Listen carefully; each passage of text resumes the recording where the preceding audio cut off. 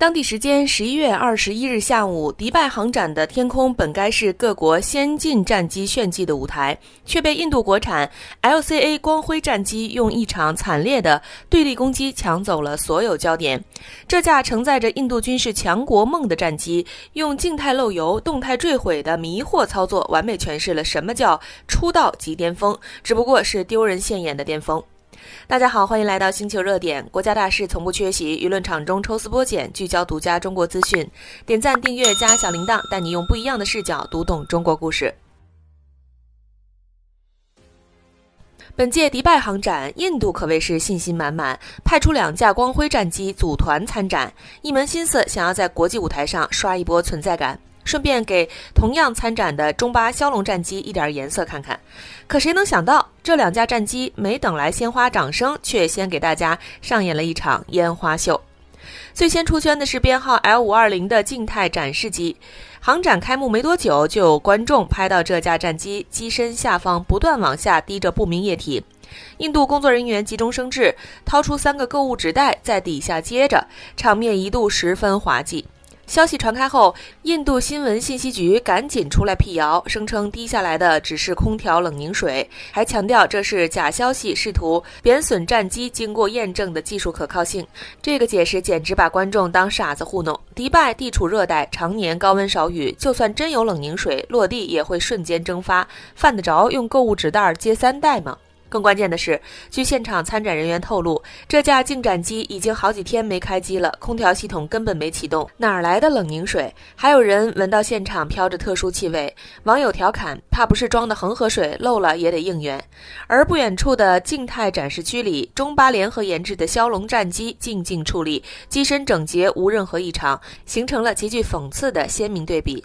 紙終究包不住火，謊言也沒能撐過3天。10月21日下午2點10分左右，輪到編號 LA5026 的光輝戰機進行飛行表演，這是當天飛行表演的第3場，也是印度寄予厚望的高光時刻。按照預設劇本，戰機本該完成一系列酷炫特技，讓現場觀眾驚呼讚嘆，為後續軍售鋪路。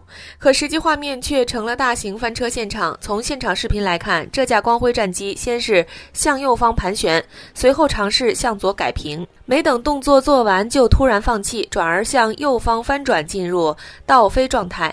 此時戰機的飛行高度已經明顯過低，但飛行員似乎並未察覺。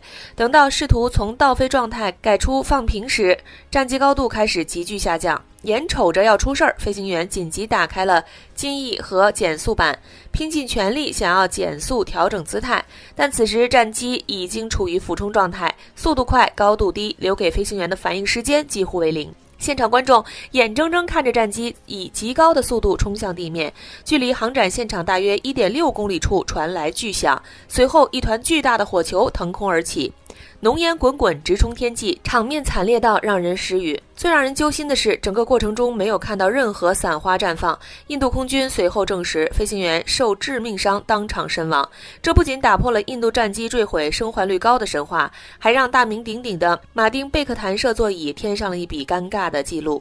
不管是座椅故障還是飛行員沒時間彈射，這波零逃生都讓這款號稱飛行員生命守護者的彈射座椅顏面掃地。事故發生後，後續飛行表演緊急終止，現場觀眾驚魂未定。有網友調侃稱，印度之前吹噓光輝要點燃迪拜天空，沒想到真的點燃了，還是物理意義上的點燃。這波一語成讖太硬核了。更諷刺的是，就在墜機前，印度輿論還在大肆貶低梟龍戰機，如今卻用一場墜毀讓自己淪為全球笑柄。關於墜機的原因，目前印度空軍已經開始着手調查，但外界猜測紛紛。從現場視頻分析，飛行員操作失控的可能性較大，在倒飛過程中出現高度判斷失誤，等到發現問題時已經無力回天。不過也有人指出，光輝戰機本身的設計缺陷也難辭其咎。這種無尾三角翼布局在側飛時升力不足，再加上飛控系統不夠成熟，很容易出現掉高度過快的問題。還有人聯想到之前靜態展示機的漏油事件，雖然墜毀的不是同一架，但很難排除漏油是光輝戰機的通病。如果是飛機本身存在技術故障，那光輝的名聲可就徹底臭了。但如果是飛行員操作失誤，印度或許還能勉強甩鍋，保住一點顏面。有網友精準吐槽，以印度的尿性，大概率會把鍋推給飛行員，畢竟這是保住國產驕傲的最後辦法。光輝戰機墜毀的慘劇看似意外，實則是印度航空工業長期積弊的必然結果。這款被印度稱為航空工業集大成者的戰機，從立項到服役花了33年，堪稱人類航空史上的奇蹟，只不過是負面奇蹟。故事還要從1983年說起，當時印度空軍提出了2個雄心勃勃的目標。一是用自研戰鬥機全面替代老舊的米格21，二是推動本土航空航天產業發展，構建完整的軍工體系。在這樣的背景下，光輝輕型戰鬥機計劃應運而生，印度斯坦航空有限公司成為主要研制單位。可誰也沒想到，這一研制就是30年，從1983年立項到2016年正式服役，光輝戰機讓印度空軍等到花兒都謝了。要知道，同期中國的戰機研制已經更新換代好幾輪，而印度還在為光輝的首飛苦苦掙扎。其實早在1969年，印度就已經開始着手相關的預研工作。算下來，整個項目耗時近半個世紀，足以讓一個嬰兒長成中年人。為啥會這麼慢？看看他的國際合作朋友圈就知道了。雖然印度號稱國產戰機，但光輝從頭到腳都充斥着外國零件。發動機用的是美國通用電氣的 F404， 這款發動機還被用在美國 FA-18 戰鬥機、F117 隱身轟炸機上。設計過程中有法國達索公司當技術顧問，以色列航空航天等多家軍工巨頭也深度參與。說是自主研發，實則更像萬國牌零件組裝。這樣的模式不僅導致研發週期無限拉長，還帶來了嚴重的兼容性問題。2001年1月4日，光輝首架原型機終於實現首飛，可此時它的設計指標已經落後於時代。即便如此，印度空軍還是在2005年3月堅定訂購了40架，仿佛只要是國產的，再差也得支持。2007年4月，首架小批量生產的光輝完成首飛，試飛速度達到 1.1 馬赫。到2009年完成530個小時飛行測試後，印度宣布所有科目測試通過。可光鮮數據背後是無數被掩蓋的問題，最致命的就是發動機供應問題。由於光輝依賴美制 F404 發動機，這讓它的命運始終被別人攥在手裡。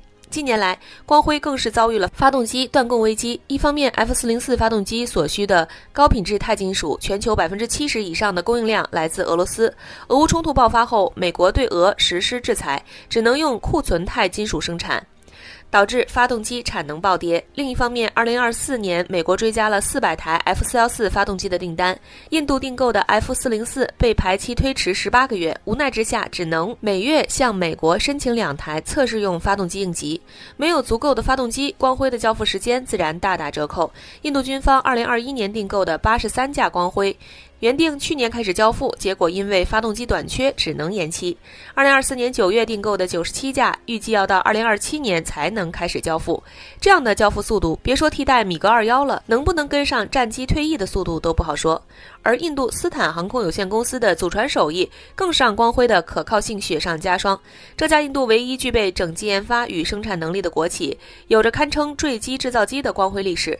大修過的4架幻影2000全部墜毀，生產2架大修8架的米格21，最終8架墜毀；大修3架米格29無一生還；組裝3架大修5架的美洲虎墜毀6架。由這樣一家公司打造的光輝，能讓人放心才怪。其實光輝的墜毀早有預兆。2024年3月12日，印度3軍聯合作戰演習期間，一架光輝戰機在訓練時發生故障，飛行員排固失敗後跳傘逃生，戰機在拉賈斯坦邦傑伊瑟爾梅爾附近墜毀並引發爆炸，這是光輝服役以來的首次墜毀。當時印度還試圖低調處理，沒想到僅僅20個月後，就在迪拜航展上上演了更慘烈的一幕。更有意思的是，上屆2023年迪拜航展上，光輝的主表演機和備份機就接連發生故障，最終無緣飛行表演。當時印度還嘴硬說是技術調整，沒想到今年捲土重來，直接用墜毀給航展留下了深刻印象。網友調侃，去年是怯場不敢飛，今年是硬飛摔下來。光輝的進步還挺明顯。這場發生在迪拜上空的煙火秀，不僅燒沒了印度的面子，更燒出了印度國防工業的致命短板。30年磨一劍，磨出來的卻是一把隨時可能炸膛的煙花劍。或許印度該明白，軍事強國的夢想不能靠吹噓和僥倖，而是需要扎實的工業基礎、嚴謹的研發態度和可靠的質量控制。否則，下次光輝再想點燃天空，可能只會迎來更多的嘲諷和嘆息。好了，今天的內容到這裡就結束了。如果你喜歡小編的影片，還請大家多多點讚轉發，讓更多的人一起見證中國進步。關注我的頻道，這樣既能回顧往期視頻，又不會錯過之後的精彩內容。那我們下期節目不見不散。